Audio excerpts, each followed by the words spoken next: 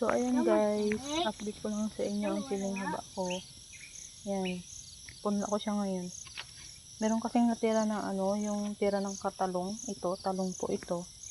May sobra po siya na hindi nataniman. So dito ko na lang siya ipupunla. Tapos may ayan, sobra na seedling tree. Diyan ko na lang din siya So ayan na nga guys, may naumpisahan na nga ako. Ayan, isasalansan ko pa yan siya isa-isa sa ganito. Tapos pag natapos ko na siya isalansan, saka ko naman siya tutusukin ng stick. Tutusukin ko yan siya ganyan tutusok-tusukin, ibaon ba ganyan. Yan. Yan. So ano nga ito ng palito ng posporo. Yan, para maganda siya itusok. Yan, kailangan sa gitna talaga siya. Sa gitna talaga siya ng na to, bilog. Yan, ganyan.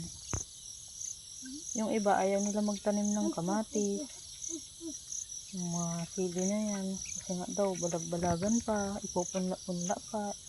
Saan ka nakakita ng binhi mga ganito kaliliit, hindi mo siya uutihan na ipupunla.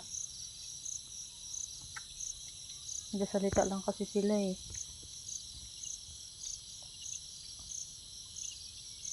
sila kaya sa kalagayan ng nagatanim ng kamatis. Tapos sa kanila mais. Tapos yung kamatis nila hindi nila alagaan ng maayos. Kaya ang nangyayari, nagsasabi sila na mauti, maalaga. Kasi nga pinabayaan nila yung nila, tanim nila, hindi nila ginaalagaan. Hindi sila nakakaani ng maganda, hindi nagabunga ng maayos, ganun. So balik naman tayo dito guys. Ayan, natusok-tusok ko na nga. Ayan, natusok-tusok ko na. Yung naumpisahan ko kanina isalansan. So hindi pa to siya tapos. Yung hindi ko kasi siya maiikot ako dun sa kabila. Kasi maigsi lang naman yung kamay ko, hindi ko siya maabot. Maramdaman ko na ganun.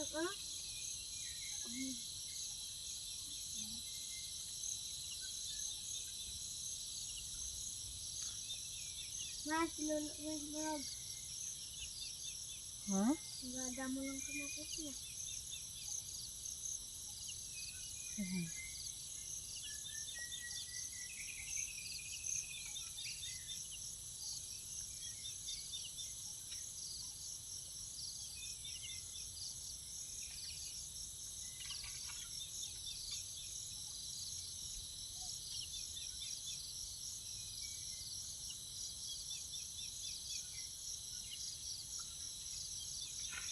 So, yan lamang po. Ingat po kayo palagi. God bless.